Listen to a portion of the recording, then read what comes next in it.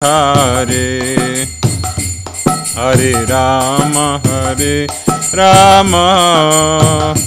Rama Rama Hare Hare Hare Krishna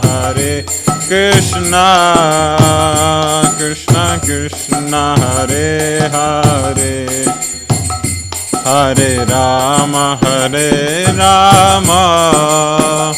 Rama Rama Hare Hare Hare Krishna Krishna Krishna Hare Hare Hare Rama Rama Rama Hare Hare Hare Krishna Krishna Krishna Hare Hare Hare Rama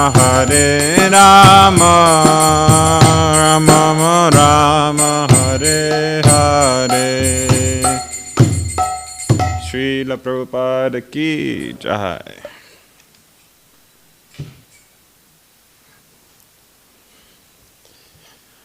Om Namo Bhagavate Vasudevaya. Om Namo Bhagavate Vasudevaya. Om Namo Bhagavate Vasudevaya.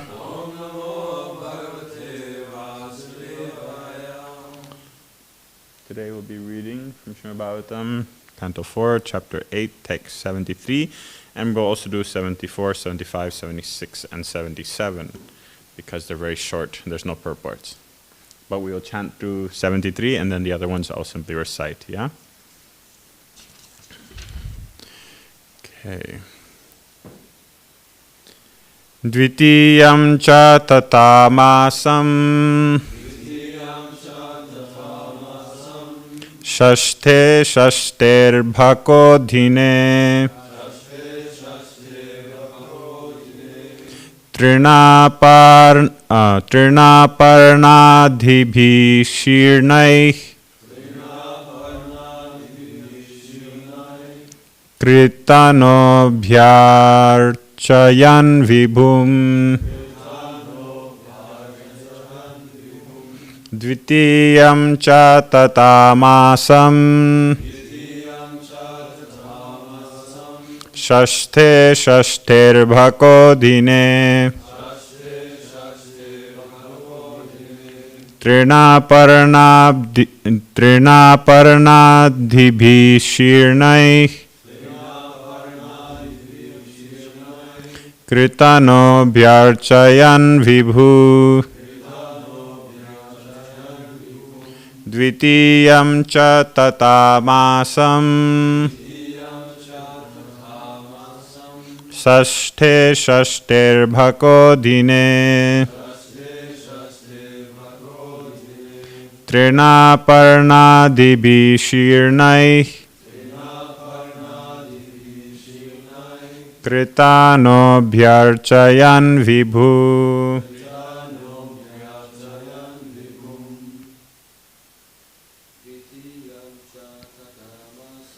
Dvitiyam cha tatamasam Shashte shashte bhako dhine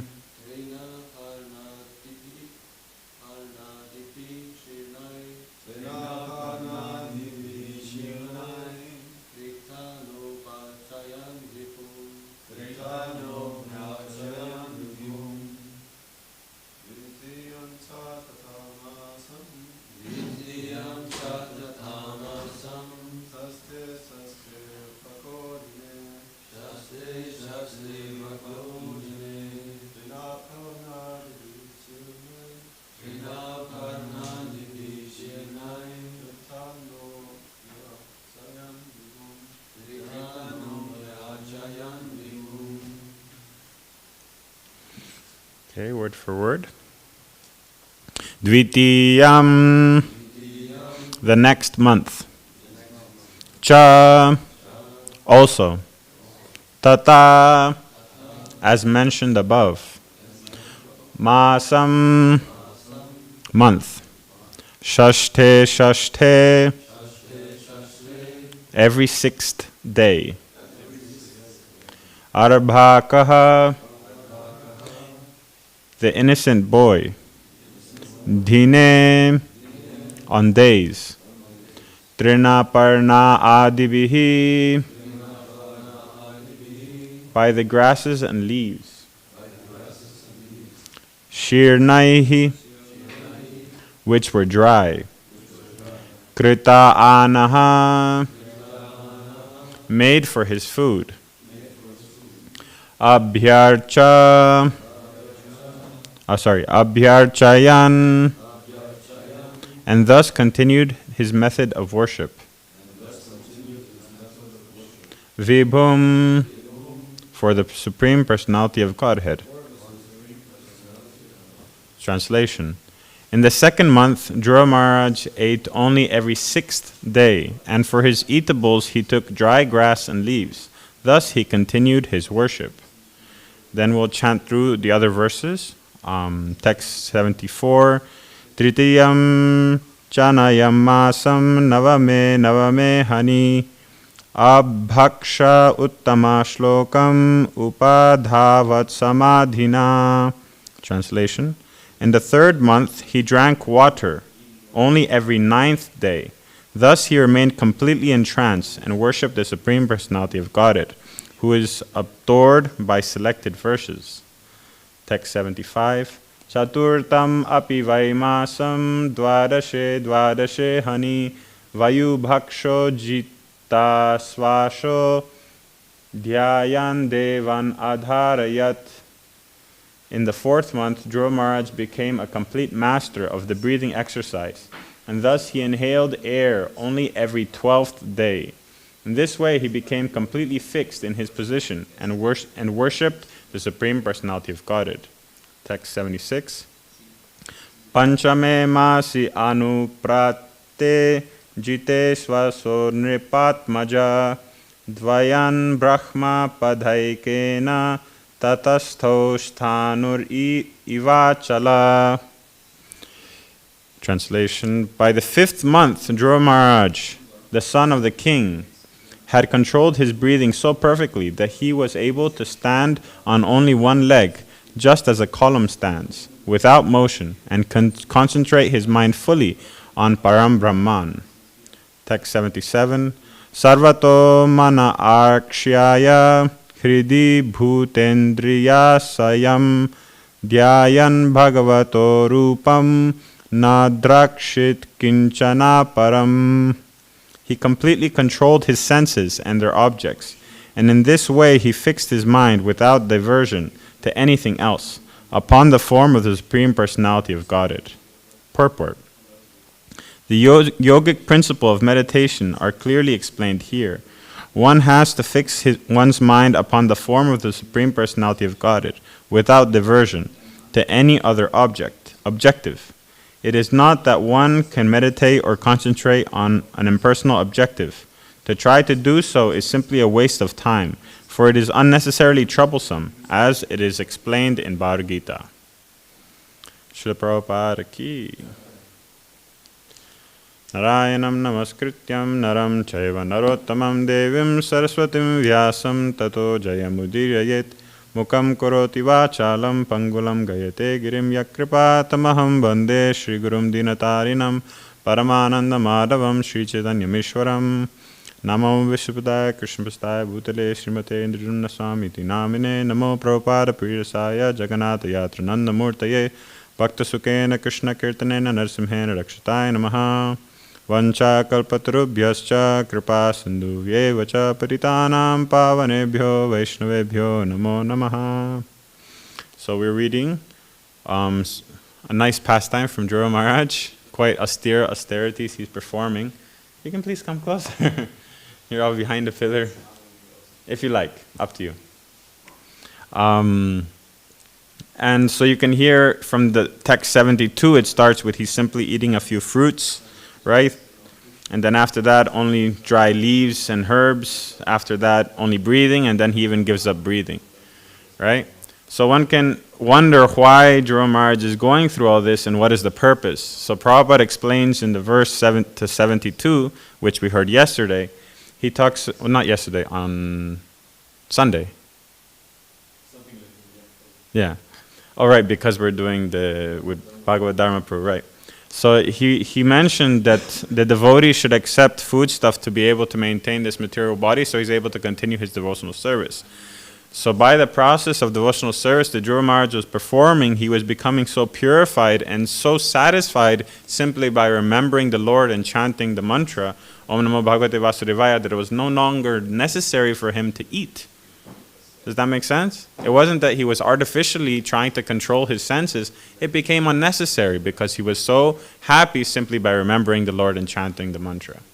Understand? So there's a difference between arbitrary and forcibly controlling the senses that Prabhupada describes in the purport that it's useless, right? And what Dhruva Maharaj was doing. It became natural for him that he didn't need to anymore.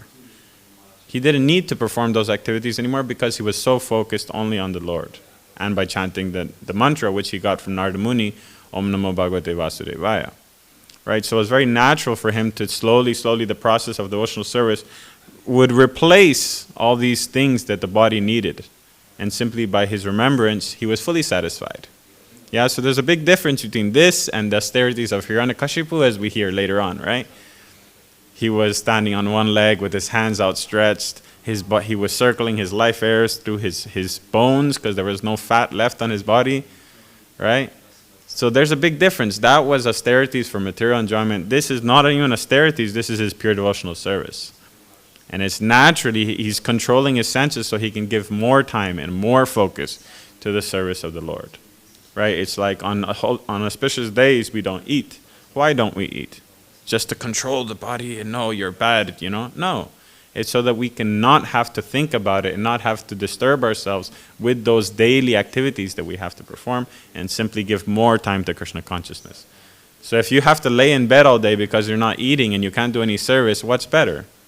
Better eat some fruits and do more service, because the focus should be on remembering and being engaged in his service, not on artificially trying to control the senses and then simply thinking about, oh, I'm so hungry, I'm so tired, I'm so hungry, I'm so tired.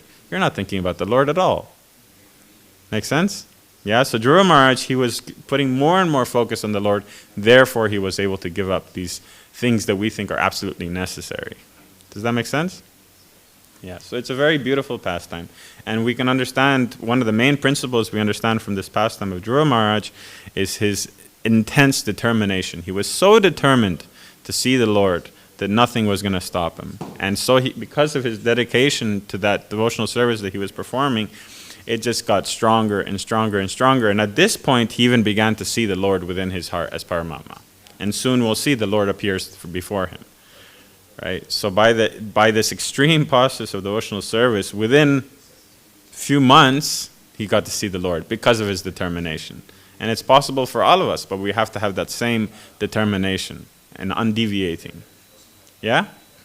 Okay, just in this relation, especially when it's talking about Dhruva Maharaj not needing to breathe, there's another story that's given about Rupa Goswami. I don't know if many of you have heard, but Raghunath Bhatta Goswami was famous for his ability to speak on Śrīmad-Bhāgavatam. And when he would speak on Śrīmad-Bhāgavatam, it would bring so much pleasure to the pure devotees because of his ability to describe it in such a beautiful way in his commentaries, that the devotees would relish it so much. And so Rupa Goswami and Sanatana Goswami, even though technically they were more superior to him, they would prefer to listen from him and speak the Śrīmad-Bhāgavatam. So there was one pastime where Raghunath Bhatta Goswami was giving a discourse on Śrīmad-Bhāgavatam on the 10th canto. I don't remember exactly the verse. I think it was the Gopi Gita, which is a very elevated subject matter. And so he was speaking with such, fluency and such eloquency that the devotees were all in ecstasy, crying, right? And when Brahmana came upon the scene and saw these great devotees all, crying with such ecstasies, and he saw that upon a higher platform, on another Vyasasan, was another saint sitting. And he was sitting completely with his eyes closed, but not exhibiting any external features of ecstasy. All the other devotees are crying and, saying, Jai, so wonderful. But Rupa Goswami, he didn't know it was Rupa Goswami, wasn't exhibiting any features. His eyes were closed and nothing. So the Brahmana in his, very beginner level of devotional service, he thought that this saint must have fell asleep, right? So he went closer to Rupa Goswami to see what happened, and he saw that Rupa Goswami wasn't even breathing. So he thought this person must have left his body, And so he took a cotton ball and he put it next to Rupa Goswami's nose to see if there was a little bit of air coming in and out to see if this person was alive. And he couldn't see anything. He held it there, it's described for 2 padas, which means around 40 minutes. He held the cotton ball there waiting for Rupa Goswami to do something because Rupa Goswami was sitting in such perfect posture. And so when Raghunath Bhatta Goswami finished the discourse in Bhagavatam and said, Jai Shri Govinda Dev Ki Jai, and finished the discourse, Rupa Goswami let out a long breath of air. And that air was so potent that it caught the cotton ball on fire immediately. He was in such samadhi listening to the ceremonies, he wasn't even in this body anymore. And so when finally he came back to external senses, then he breathed out, then that tejas was there. Right? So you can see in this example, Rupa Goswami, he wasn't performing some austerities for a long time. No, he was just relishing the pastimes of the Lord so much that he completely withdrew everything, his senses and everything. It wasn't necessary for him. So in the same way, Dhruva Maharaj, he was so much focused on hearing about the Lord, not hearing about the Lord, but meditating on the Lord. And Narada Muni in the earlier chapters, he's telling him to think about the pastimes, form, and qualities of the Lord. And so he must have been, seeing and thinking about the Lord's pastimes to such an extent that it wasn't necessary for him to continue with the daily eating, sleeping, all these different things that we take as a must. Just like Rupa Goswami. Yeah? So it's very nice we can hear this pastime. And we're getting close to the point where the Lord will appear, and it's very beautiful. So please stay tuned. Don't go anywhere. Stay tuned for what the upcoming pastimes. I thought today would also be very appropriate to speak about Srila Jagannath Das Babaji, because yesterday was his disappearance day. And yesterday, of course, we didn't have Bhagavatam class we had from Srila Prabhupada. And so I thought today we could speak. Sanjay Prabhu, you gave Bhagavad Gita class. Did you speak on Jagannath Das Babaji? I wanted to. Okay. I wasn't sure. No. I was listening to your class, but it was in German, so I was trying to see if you talked, but I wasn't sure. But I thought, anyway, we can go through it again, even if you did. So, Srila Jagannath Das Babaji, we know him, right, as the first of our 4 parampara. We can chant his pranam mantra. So we have Gaura Virbhava Bhumestvam Nirdeshta Sajjana Priya Vaishnava Sarvabhauma Shri Jagannathaya Te Namaha. Right? So it says, I offer my respectful obeisances to Sri Jagannath Das Babaji, who is respected by the entire Vaishnava community and who discovered the place where Lord Chaitanya appeared. Right? So Sri Jagannath Das Babaji, it's very little known about his earlier life before basically he came in contact with Bhaktivinoda Thakur. Because he was a Babaji and he was traveling alone, it wasn't needed for him to write an autobiography or tell about his pastimes. So we don't know very much. We know that he was born around the year 1800 in nowadays Bangladesh. And at a very young age, he moved to Vrindavan and gave up everything, became a Babaji. And just on his Babaji initiation, I was wondering, because we know there's the 6 Goswamis and then Jagannath Das Babaji, but if you look at the calendar, there's 200-300 years in between them two, right? We have 500 years ago the 6 Goswamis, and then just around 200 years ago Jagannath Das Babaji was born. So they couldn't have met. So I was wondering what connects our sampradaya between those two. And so there's actually the pastime of Madhusudan Das Babaji, who was the spiritual master of Jagannath Das Babaji. So Madhusudan Das Babaji, we know there's some description because Jagannath Das Babaji spoke about him a lot.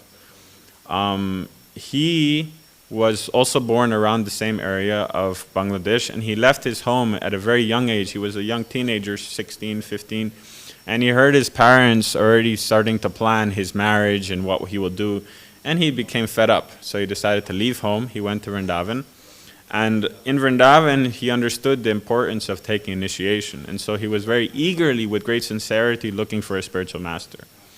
And so in this eagerness to find someone on the banks of the Yamuna, one day, one Babaji came by and said, I see that you're looking for a spiritual master. Can I help? And he said, yes, please initiate me into the process of devotional service. Please give me Diksha. And so this Babaji very mercifully immediately gave him Diksha, gave him the name, gave him some mantras to chant. And then while Madhusudan Das Babaji was paying obeisances to him, he left. And so Madhusudan Das Babaji now had his name, had who he's supposed to worship, some mantras, but he didn't know very much about his spiritual master. And so when he came into the Babaji community or to the Vaishnava community in Vrindavan, in Braj at that time, they would immediately ask, who's your guru, what's your sampradaya, and he didn't know anything of that. And so they told him he's an imposter, he's not really a part of any sampradaya, he can't be, he can't appear as such, he shouldn't dress in that way until he can properly prove who he is and who his spiritual master is. And so feeling very dejected and thinking himself a sinner, he decided to take his life. And so he took a rock and tied around his neck and jumped into the Radhakund, deciding that, if I cannot, serve the Lord in this lifetime, I can try again in the next. And so Radha and Krishna themselves pulled him out of the Radhakund and took the rock off his neck and wrote on palm leaves the name of his spiritual master, his sampradaya, how to chant and worship the Lord, how to chant the mantras he was given by his spiritual master. And they said that his spiritual master, on those palm leaves was written that his spiritual master was Uddhava Das. And Uddhava Das was in the line of Baladev Vidyabhushan. So in that way he was connected back to the Brahma Madhva Gauriya Sampradaya. And it was exact descriptions of how he should worship, the meaning of the mantras he was given, how he should chant the mantras. Everything was given by Radha and Krishna themselves. And so without any trace of a doubt, it was purely described who he was and, how he should continue his devotional service. So, of course, seeing that irrefutable proof that he was a great devotee, the Vaishnava community accepted him, worshipped him, celebrated him, asked for forgiveness, and he took up residence in Suryakund. Suryakund is one area in Braj, right? And one day while Madhusudan Das Babaji was sleeping, Radharani came to him in a dream and described that at the bottom of Suryakund there's a Govardhan Shila, very special Govardhan Shila that has the imprints of my ankle bells, my cloth, and many other things. And so Madhusudan Das Babaji found this Shila. Govardhan Shila was a big Shila, and he started worshipping it around Suryakund.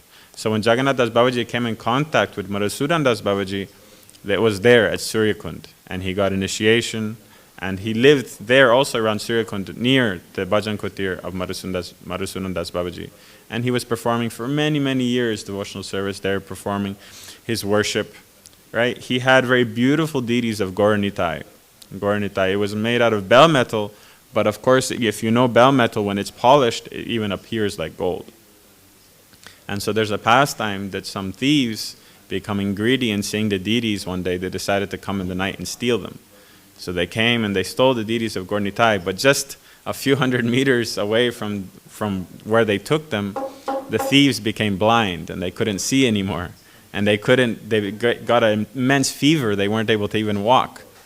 And so they had to crawl back to their hideout, and the next day in the morning, Jai Nishingari Bhagwana Ki Jai, some devotees were performing parikrama around there. They found the deities, they brought them back to Jagannath Das Babaji. And Jagannath Das Babaji, seeing that the Lord was telling him he should be more careful, he decided to take his deities back to Vrindavan, and he kept them in the protection of one other temple. So those deities are there in Vrindavan. I wasn't able to find the exact place, but I'm going to do some more research and find. But at that point, Jagannath Das Babaji still really wanted to have some deities. So he asked his servant, Bihari Das, to please get some deities of Gaura Nitai, because he doesn't know how to function without deities. You wake up, you dress the Lord, you worship them, you make bhoga, you offer it to the Lord. It became so part of it's such a part of his life that he asked that he has to have deities. He has to have someone he can worship. And so he got another pair of Gaura Nitai deities, smaller, made out of wood, that he could worship. And he was very, very dear to him. So Jagannath Das Babaji had a program that he would live 6 months in Braj and 6 months in Navadip Dham. And it was during one of these visits where he came in contact with Bhaktivinoda Thakur. It was around the year 1880 was the first time that they met. And of course, Bhaktivinoda Thakur, being a great devotee, he immediately recognized the potential and the power of Jagannath Das Babaji. And the next time they met was around 1890. It was an Akadashi day. Bhaktivinoda Thakur describes in great detail that during the whole night, they sat down and they were simply talking about pastimes of the Lord, pastimes of Gauranga, pastimes of the Dham.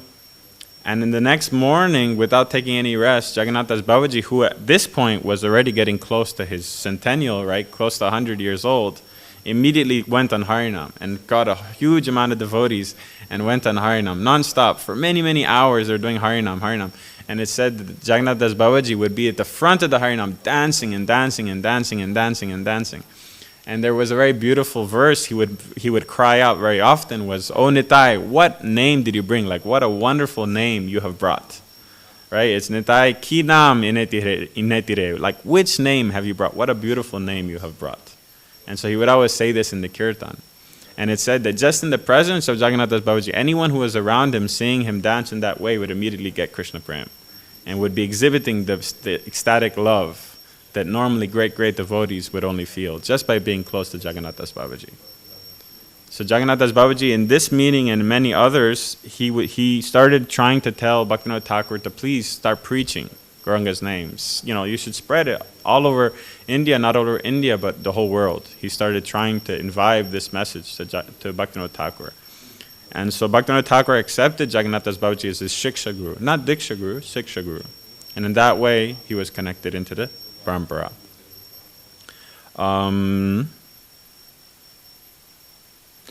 Many times, while Jagannath Das Babaji would be in Bengal in his 6 months visit, he would go even to Calcutta to visit Bhaktivinoda Thakur, who was at that time living in Calcutta. He had a house called Bhakti Bhavan, it's still there in Calcutta. And in one of these meetings, he brought to Bhaktivinoda Thakur a Govardhan Shila. And this Govardhan Shila is still there in Bhaktivinoda Thakur's house in Mayapur. And this is the Shila that Bhaktivinoda Thakur worshipped for most of his life, because it was given to him by Jagannath Das Babaji, very special Govardhan Shila. There's many other pastimes of Jagannath Das Babaji that were given by his servant Bihari Das. Bihari was a servant who began to serve Jagannath Das Babaji when he came to the age of around 90 years old. When he started becoming a little bit too old to do things for himself, he needed someone to help, and so he came in contact with Bihari Das. And so Bihari would serve him, you know, whatever he needed. In the earlier years of his service, he described that there was a few pastimes. One pastime was that one day Jagannath Das Babaji was eating, and it's unclear whether it was in Vrindavan or in Mayapur, but either way, he was eating, and some puppies came. A group of puppies came and started eating from his plate while he was eating. And so Bihari came and chased them away quickly. And so Jagannath Das Babaji said, "They're not allowed to eat means you're telling me I'm not allowed to eat. I definitely can't eat without them. They're Dhamvasis. They're much superior to me. And if you're telling them they can't eat, that means you should also take my plate away. I'm not going to eat unless they have eaten." And so Bihari, understanding Jagannath Das Babaji's immense love for Dhamvasis and his respect, he brought the plate back. He went and found the puppies and brought them back, so that Jagannath Babaji would continue eating and the puppies would eat around his plate. And it was a daily occurrence until the puppies got little bigger and left. But he would let them eat at the side of his plate, completely, how would I say, devoid of any thoughts that these are dogs, you know, how can they do this and they can't eat with me? No, it was Dhamvasis for him. It was no consideration. Another pastime is that when one day some pilgrims came, and they, of course, at that time was very common that nonsensical Babajis and gurus would perform miracles to get more followers. And so these pilgrims came and asked Jagannath Das Babaji, "I heard that there's a Siddha Maharaj around here," means a Maharaj who has Siddhas, right? "Do you know where he is?" And Jagannath Das Babaji said, "No, I don't know where any Siddha Maharaj is here." And so they went and asked someone else, and they said, "What are you talking about? It's him. He's the Siddha Maharaj." So they went to Jagannath Das Babaji and they said, "Can you please show some miracle? Can you please show some amazing thing we want to see?" And so Jagannath Das Babaji said, sorry, I have no power. I cannot perform any miracle. And so they were still being around, trying to think maybe he will show something, maybe he won't. And so all of a sudden, Jagannath Das Babaji picked up a stick and started whacking the floor and chasing something away, but there was nothing there. And so the pilgrims came, Maharaj, what's wrong? What's wrong? And he said, there's a goat. There's a goat eating Tulsi Maharani next to the samadhi of Lokanath Das Goswami. He cannot do this. I had to chase the goat away.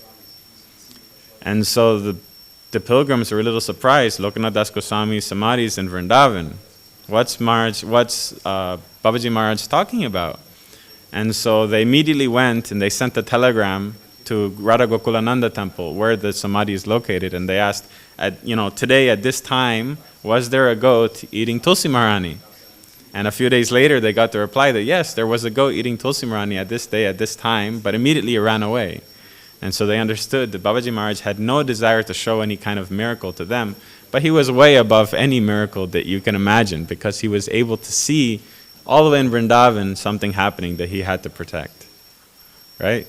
So they were very much amazed, and they understood their mistake, and they surrendered to Babaji Maharaj.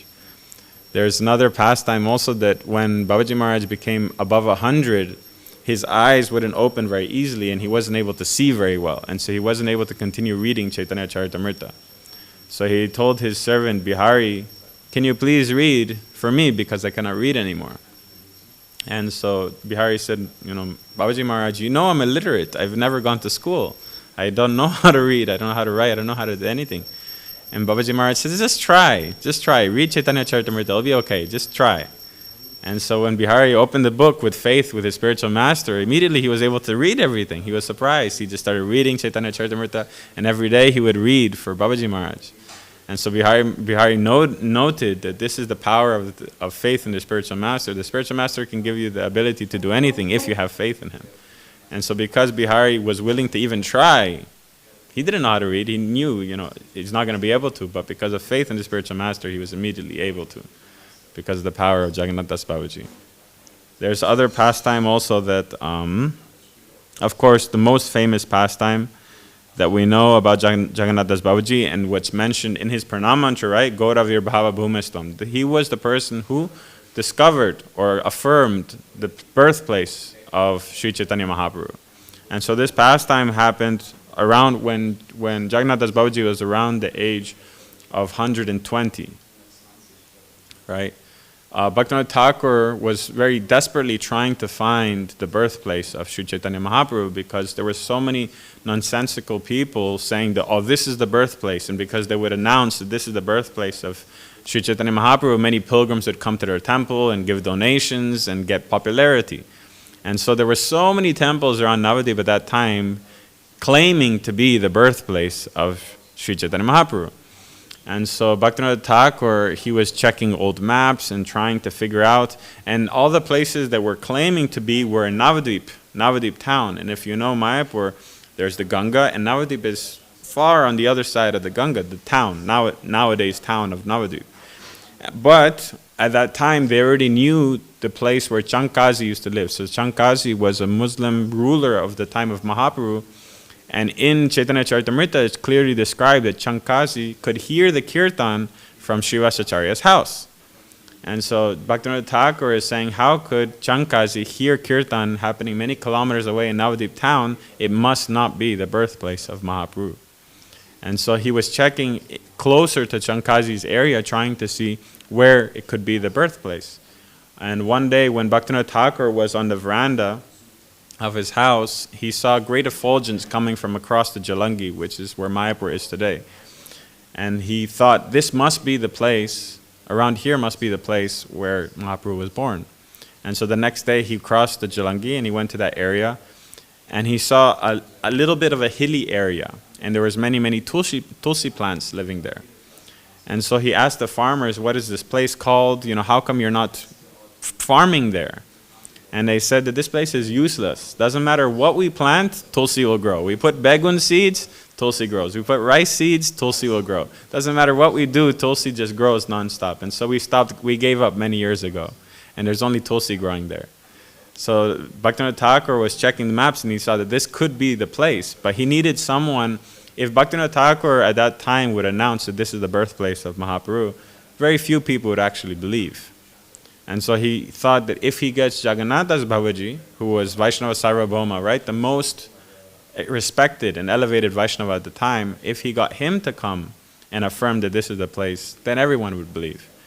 So he asked Jagannath Das Babaji to come, and at that time Jagannath Das Babaji was already so old he wasn't able to move, to walk. And so Bihari used to carry Jagannath Das Babaji in a basket.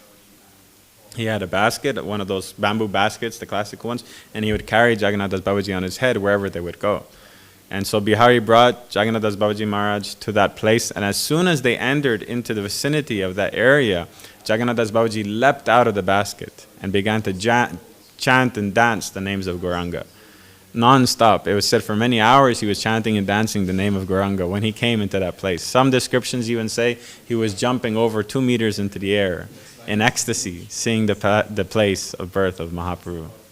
And so with that pastime, of course, many devotees hearing that Jagannath Das Babaji would come, they came to see if it was really the place. They came to see Jagannath Das Babaji, and so it became very well known. And by the mercy of Jagannath Das Babaji, now we know that place, and we can go and visit the yoga pit where Mahaprabhu was born. So that's what he's most well known for. And so there's, towards the end of his life, which was around when Babaji Maharaj was 135, 140, he began to very emphatically tell this thing to his disciples, and it was that, never forget that Gaura is more merciful and benevolent than Krishna. Krishna is just like a ruler who takes into account your offenses in his administration of justice, but Gaura does not. He would say this again and again in his lectures whenever he would be talking to devotees. He said, Gaura is more merciful than Krishna. So surrender to Gaura, he would say. And on his disappearance day, which was yesterday, Bhaktivinoda Thakur wrote very famously in his diary. So we'll read the direct passage. It says, at 10 a.m. in the morning at a bhajan kutir in Navadip town, the old general of the Vaishnavas went to the eternal abode. Siddha Babaji Mahashai went to the spiritual world, leaving this world in darkness. Our mundane eyes will no longer be able to behold his ecstatic dancing in kirtan, but he bestows blessings on us from that eternal abode. We'll read it one more time. At 10 a.m. in the morning, in a bhajan kutir in Navadip town, the old general of the Vaishnavas went to the eternal abode. Siddha Babaji Mahashai went to the spiritual world, leaving this world in darkness. Our mundane eyes will no longer be able to behold his ecstatic dancing in kirtan, but he bestows blessings on us from that eternal abode. Shri Jagannath Das Babaji Maharaj Ki Jai. So we should definitely surrender and beg for his mercy. By his mercy, we know who Chaitanya Mahaprabhu is. By his mercy, we know. Everything we know is by his mercy because he's one of the Parampara. And he was able to give pure love of God to anyone who was sincere. So if we sincerely beg for his mercy, we'll be able to cross over this world of suffering and attain the mercy of the Lord. Yes? So if there's any questions or comments. Yes, Prabhu.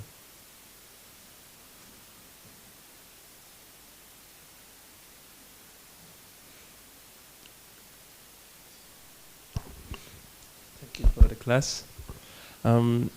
What do you think? Just right now, you mentioned it. What do you think was the meaning of Srila Jagannath Das Babaji Maharaj when he said that Gaura is more merciful than Krishna? Yeah, I mean, and surrender to him. What kind of change of attitude was hinting that he wanted to see in others by repeatedly saying that? Like, it wasn't so much a change in attitude he was asking for. He was saying that by the mercy of Lord Gauranga we can achieve Lord Krishna, right? So many times in the songs of Narottam Das Thakur and the songs of many of the Vaishnava Acharyas, they first glorify Lord Gauranga and then glorify Lord Krishna. And because Lord Gauranga, he doesn't take into account any offenses or anything you have done. right? Many times we hear it's Krishna's mercy when we get some injury or when we get some karma. We say it's Krishna's mercy. It should have been way worse, right? It should have been much worse. Krishna has diminished it so greatly. But Lord Gauranga takes none of that into account, right? And as in the pastime of Jagai and Madai, they were the greatest sinners. There was none greater. But Lord Gauranga, Lord Nityananda completely forgave them of everything without any need for some sort of repercussion, right? And by their mercy, they achieved the pure love of Krishna, right? So by surrendering and understanding the mercy of Lord Gauranga, we can more quickly achieve Krishna Prem. Does that make sense? That's why Prabhupada established that in the beginning of our japa, what we chant, Shri Krishna Chaitanya Prabhu Nityananda Shri Advaita Gadadhar Shrivasadi Gaura Bhaktivinoda. By their mercy, we have a chance of getting Krishna Bhakti through the chanting of Mahamantra. But it's not complete without chanting Shri Krishna Chaitanya. That's why in kirtans we should be very careful to, of course, first chant at least Panchadatta mantra, but even more Srila Prabhupada Pranam mantra. Srila Prabhupada, Shri Krishna Chaitanya, then Mahamantra. And that was the way it was established for that reason. We shouldn't think that one can stand independently. So by the mercy of Lord Gauranga, who is more merciful than Krishna, we will more quickly get Krishna's mercy. And so therefore Jagannath Das Babaji was emphatically saying, surrender to Gauranga, surrender to Gauranga. Make sense, bro? Yes, bro. I have one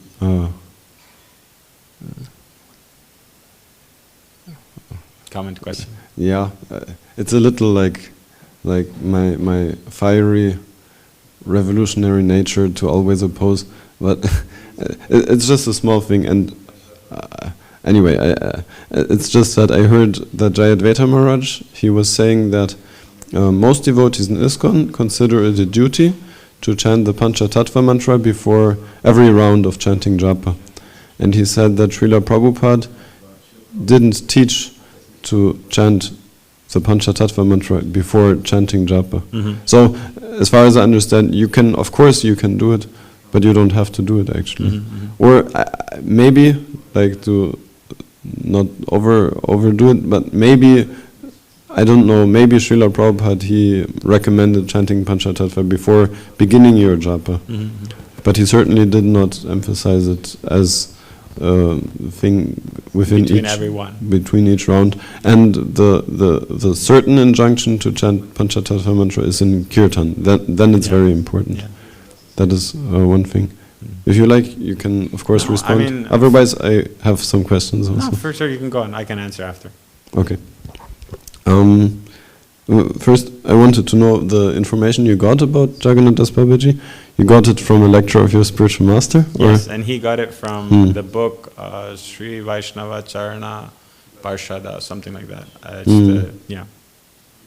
It's a book written by Sri Vaishnava Das, who was a great saint at the time of the Vaishnavacharyas, and so he wrote all the different biographies of all different Vaishnavas he collected. Sorry. And then I have one more question, one more thought, and maybe you can also elaborate on this, is that I was thinking, somehow I was never so conscious about this, but this year I'm thinking more of that. We had Nityananda Trayodashi, the end of last month, and at the end of this month we will have Gaur Purnima. And I was thinking this is like a very sweet month in that way. It's like you're standing between them. And then I was thinking it's also very interesting that yesterday was that day where we can especially remember Jagannath Das Babaji. And then I also saw that on the Dvadashi before Purnima, it's disappearance day of Madhavendra Puri. So we'll also have opportunity to remember him. So yeah, I'm sure you have so much. This month is full of appearance days, disappearance days, appearance days, disappearance days. So from your own experience and realizations, I'm sure you have some relationship with those days, therefore, and with that mood. So maybe you can elaborate on. You can maybe, like, I feel like we're approaching Gaur Purnima, but nobody is talking about it so much. So maybe you can help us to. Get in the mindset. Get our anticipation. Yeah. Yes. This month in Mayapur is a huge festivals non-stop. I mean, it's just one appearance day after another appearance day. First, of course, Advaita Acharya, Nityananda Prabhu, then Mahaprabhu is coming, then Gadadhar Pandit, then Srivasacharya. It's funny how it goes in order. But if you're looking for their pastimes, if you're looking for the many pastimes of their associates that all happen this month, you find that you'll be in a much better mindset and understanding who Mahaprabhu is when his Gaur Purnima comes, right? It's like we shouldn't just let these days go by just thinking, oh, it's okay, I'll listen about him on the day. It's so important to be in the proper mindset before an activity starts. I mean, in puja, right, we sit down first and we chant our Guru Pranamacha, we worship him, we put many different prayers to first put our mind in the proper mindset to then fully take advantage of the worship and be in the proper understanding, right? Before any activity, before the beginning of the day, we have Mangalarti. For that reason, to put your mind in a better mindset to be able to then chant your rounds, to be able to perform your devotional service. So if you look at your schedule or your life or the months in the same way, then you always have something to be doing, right? You know that Gaur Purnima is coming up. Okay, I'm going to read this many pages of Chaitanya Charitamrita every day. I'm going to hear this class about Lord Chaitanya Mahaprabhu's pastimes, about Nityananda Prabhu's pastimes. Then after Gaur Purnima finishes, then you can listen about Gadadhar Pandit or Srivasacharya or Nrsimha Chaturdasi is coming up. Let's listen, hear the pastime of Nrsimhadev every day or every week or once a week. You can put for yourself some sort of accomplishment you want to achieve to be in the best mindset to take the most advantage and to understand how special that day is, and also the Lord, that form that he came in, what he came for, what's the purpose, and how we can actually develop a relationship with those different personalities. Right? So we shouldn't just think, okay, yeah, today's the day, today I will listen. No, it's best to be already in an anticipation and looking forward to do some special activity, some special service, some special vrat. It can be anything. Today I will clean the temple very nicely. Today I will, do my service with more determination, with more purity. And so, like Sanjay Prabhu was saying, to be in that anticipation, to be in the proper mindset before the appearance day or before some special day comes, it's just another reason for us to become more Krishna conscious and to understand who these personalities really are. And so, just out of habit, we were always encouraged to do that. As I was growing up, my parents always very, very much emphasized when some day was coming up before that, they would make me listen to lectures or they would talk about the pastimes. We would go see their place of birth. We would go to their, some parikram would happen, so that we're really, really in anticipation on the day. And then on the day, naturally, okay, even at the young age, it was like, today I'm going to chant an extra round. Or today I'm going to cook something for the Lord. Or I'm going to take part in the preparation for the Abhishek. And it was with much more devotion, naturally. Because you've been thinking about it for many days. So I think we can all take advantage of that and look forward in the calendar. See, okay, in 1 week is this personality's appearance day, or in 1 week is such and such day that I can take advantage and be more Krishna conscious. I think that's, a very nice way to always be Krishna conscious. Every day in Krishna consciousness should be a festival. So we should take advantage.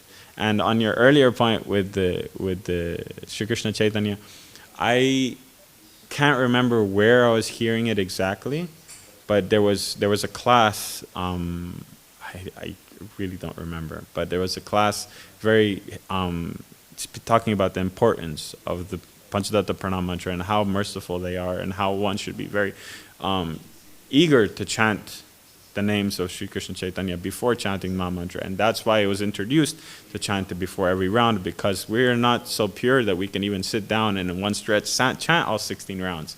What to speak of chant one round and stay focused. So we need their mercy every single time to continue with a hope that we can become more focused and get the mercy of the holy name. And so that made a lot of sense to me, and I always remember that when I get to the Krishna beat and I'm chanting the Panchadatta Pranam Mantra, it's like, okay, please, at least this round, let me be focused. And then, okay, one more round. And so every time it kind of revitalizes your devotion rather than it's just non-stop, you know what I mean?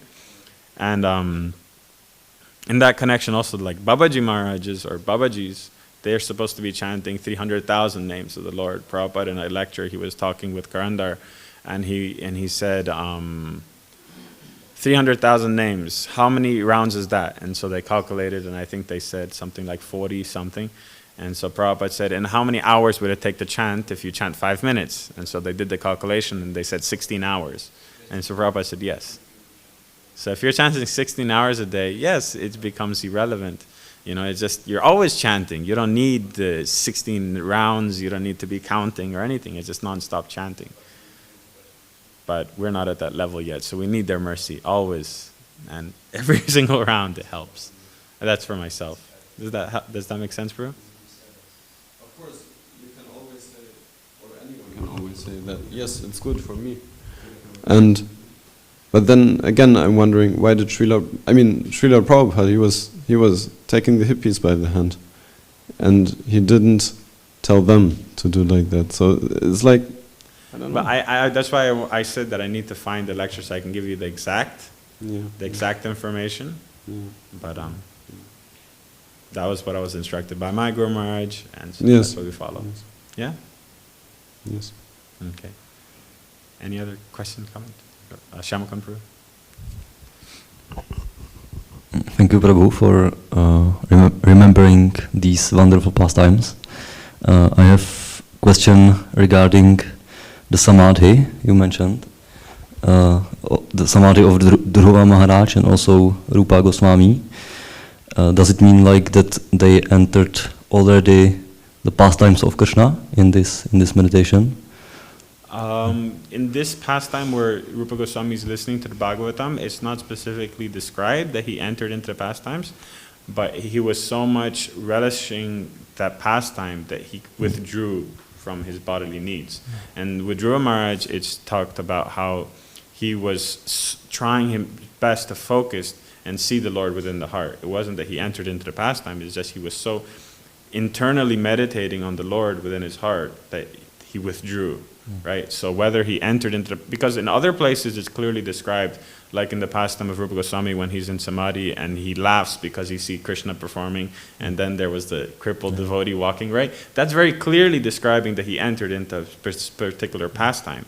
But in this one, it was simply that he was so much relishing and he went into such deep meditation on the description of Bhagavatam that he withdrew.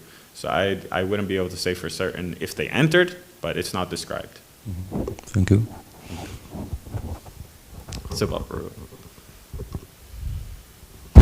So there's first a question in the chat. Shireen Mataji is asking why Radha and Krishna are forgiving or did forgive Jagannath Das Babaji even though suicide is considered as a... Madhusudan Das Babaji, because normally suicide would be considered a sin. Yes, because suicide as performed because one is frustrated with this material body is very different, right? Madhusudan Das Babaji was not thinking that that I'm sick of this life.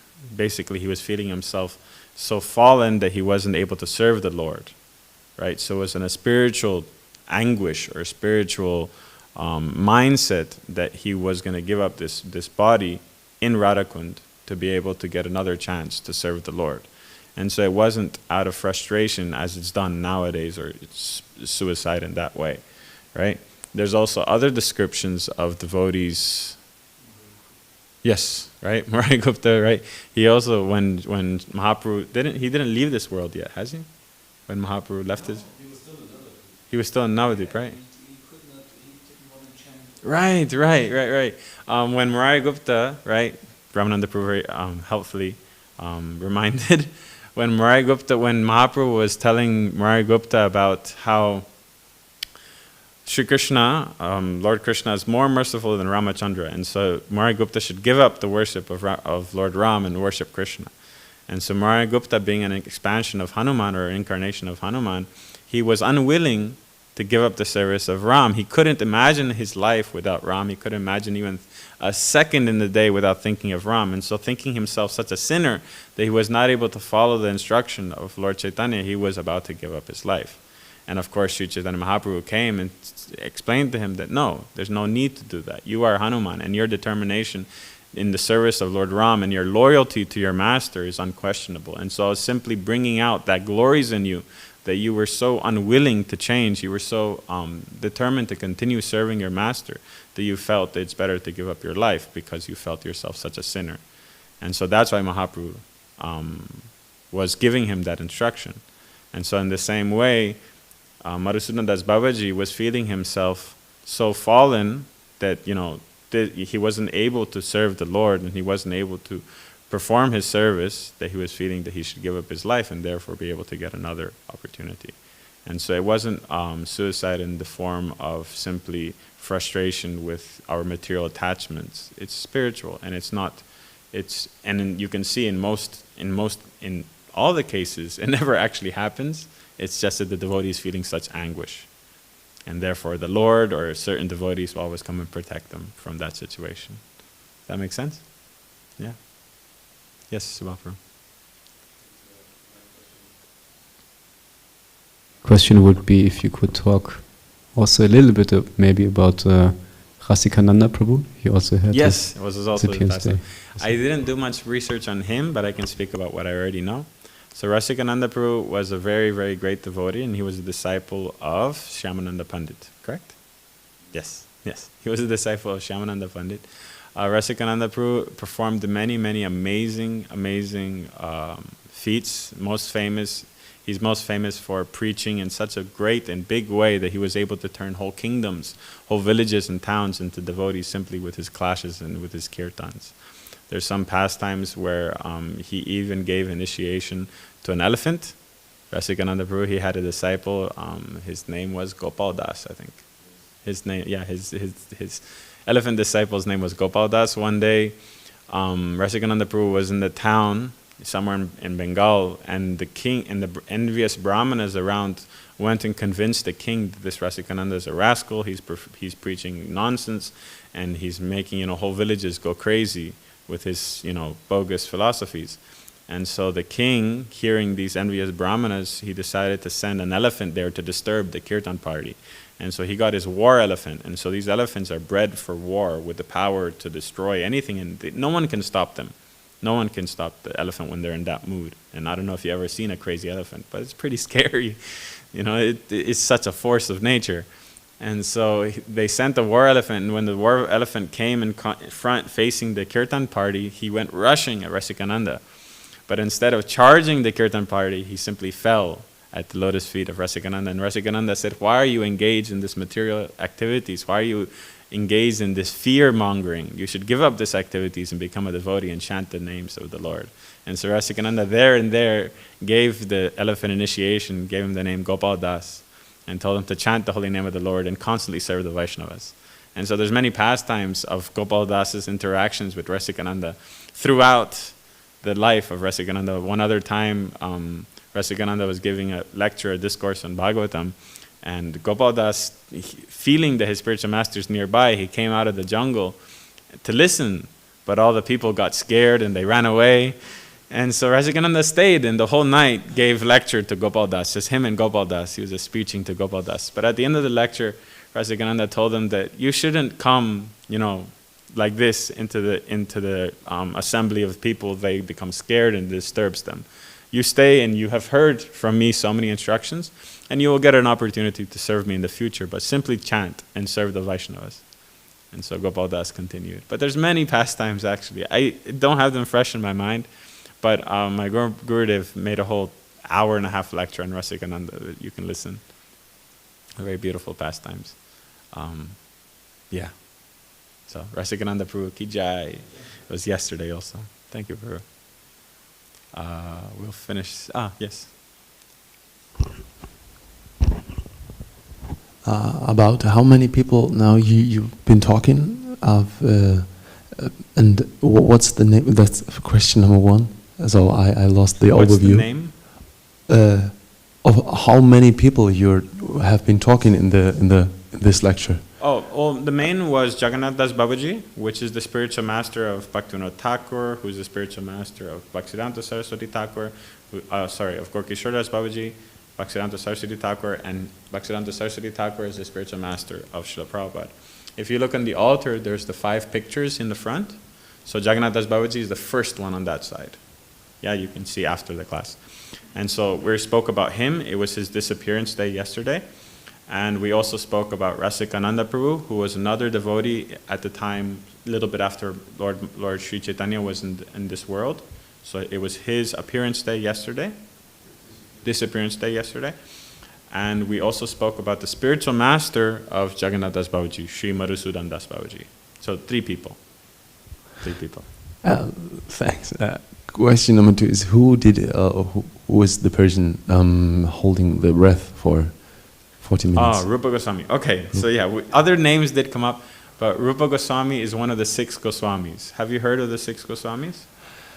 Yes. Yeah, so there are 6 personalities who were disciples of Sri Chaitanya Mahaprabhu, well, in their own way, 6 were disciples, and they were responsible for finding and rediscovering all the places of worship, or all the dhams in Vrindavan, the places where the pastimes happened. So they were responsible for finding those places, reviving them, and also they wrote all the books on our philosophy, how we should perform our devotional service. So they wrote many, many, many books, and that's how we know everything we know, through their mercy. Yeah, so they were the 6 Goswamis, and Rupa Goswami was considered the topmost of them. And he's our Rasacharya. He describes the way in which we worship the Lord, our mood. Yeah. Thank you. It's many, many personalities. Slowly, slowly you can go reading about them, understanding who they are. And it's always best to start from closest to us. Yeah, so you can find and hear about Srila Prabhupada. Yeah, exactly. Find and hear about Srila Prabhupada. And then once you've developed some taste there, then you can go up the ladder. Bhaktivedanta Saraswati Thakur, Gaura Das Babaji, Bhaktivinoda Thakur, like that. Yeah? It's the best way. Yeah? Thank you. Okay, we'll finish there. Grantaraj Śrīmad-Bhāgavatam ki, Sri Jagannath Das Babaji Maharaj ki, Rasikananda Prabhu ki, Jai Nitai Gaur Pramanandi.